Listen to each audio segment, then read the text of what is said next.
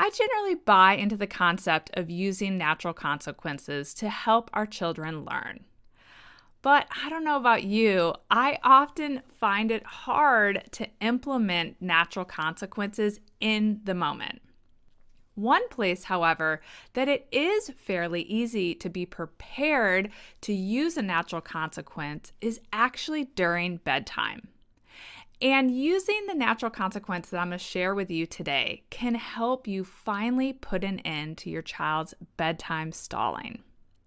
If you have a child who has gotten really good at resisting or stalling during bedtime, this episode is for you.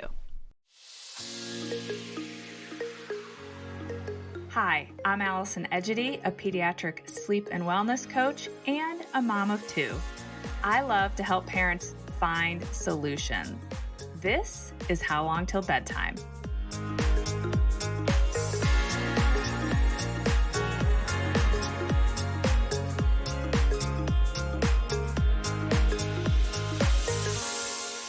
One of my daughters used to resist getting into the bath to even start the bedtime routine. And then, once I got her in the bath, she would resist getting out. Then she might refuse to let me brush her teeth. Some nights, she would try to run around her room to avoid letting me put her pajamas on. It started to feel like it was just never-ending stall tactics. Until I realized the natural consequence that I could use for her stalling was that we would not have as much time or any time for reading before bed. I knew that it was important for her to get to bed on time because when she would go to bed late, she would get more overtired. And the more overtired she got, the more bedtime resistance I would actually continue to meet. It was like running on a hamster wheel. She was resisting. She was going to bed later. She was getting less sleep. She was getting overtired. She was resisting more.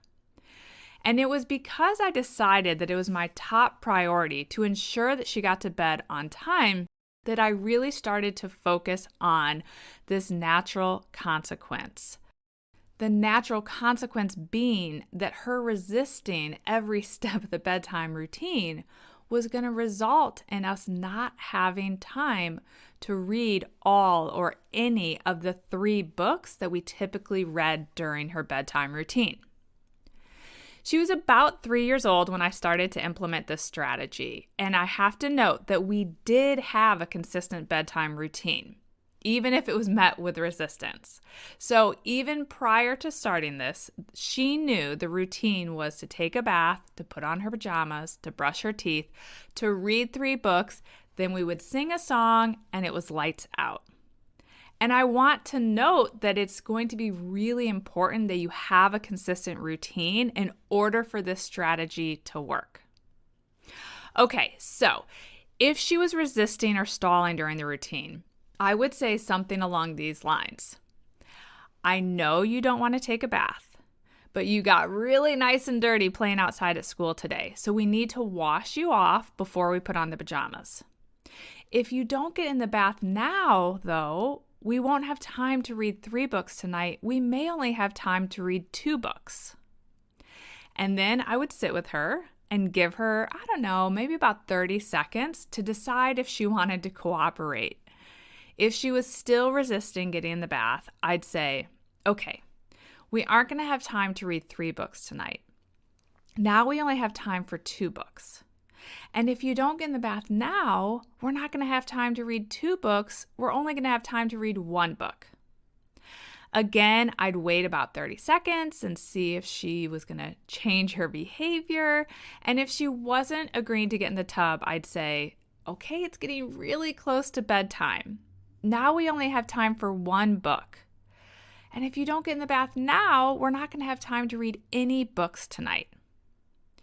Often at that point, I'm going to share that she would be screaming at me about still wanting all 3 books, all while still refusing to get in the bathtub.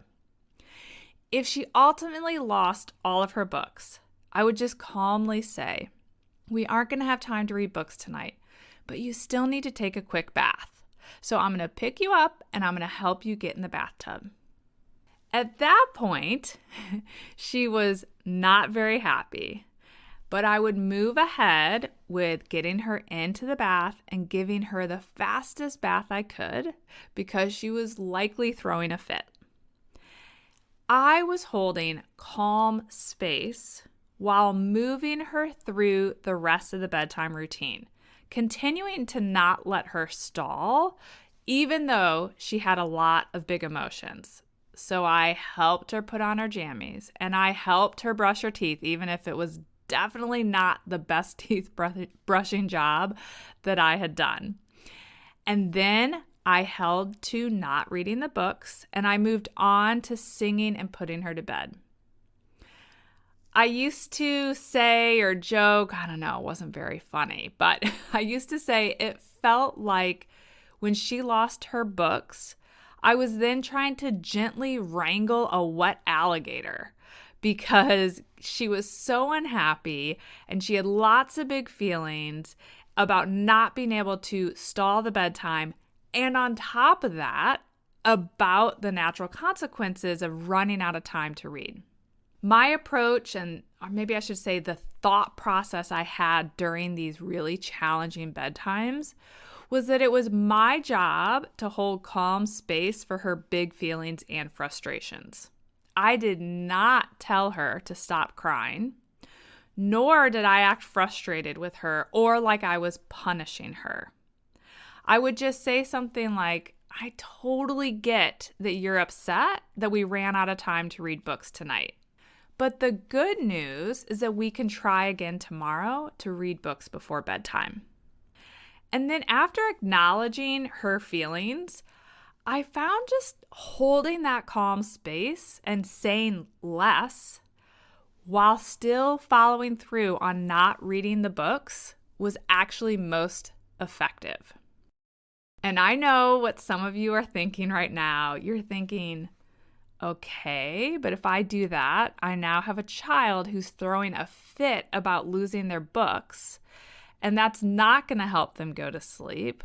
And that's a terrible way to end my day with my child. Listen, I hear you and I agree. I did not enjoy bedtimes that went down like that. But what I can tell you is that this is an incredibly effective way to help your child understand that it's important to move through the bedtime routine. And they want to have that book reading time with you. So they will, when they realize that you will hold this structure for them as it relates to bedtime, they will start to change their behavior so that they can have more time reading or get that time reading. So this will lead to smoother bedtimes. Sometimes it'll feel like we have to go backwards in order to go forwards. So if you're dealing with bedtime resistance or stalling, give this approach a try. Just be sure that you have a consistent bedtime routine in place and that you give your child a heads up that you're going to start doing this. Remember, kids don't like the kind of surprises where suddenly you change how you're handling bedtime. So make sure they understand the routine and they understand the natural consequence that will happen if they're not cooperating. And then you need to really consistently implement this change for a week. Although it is likely to lead to some bedtimes that feel more challenging than usual, I think you are going to be very pleasantly surprised with the changes you see in just a week's time. And if you're looking for more ways to improve bedtime, join me for my 3-day challenge by following the link in the show notes. All right, I'll see you back here next week. Bye for now. Thank you for listening to How Long Till Bedtime. To learn how we can work together to improve your child's sleep, please visit sleepandwellnesscoach.com.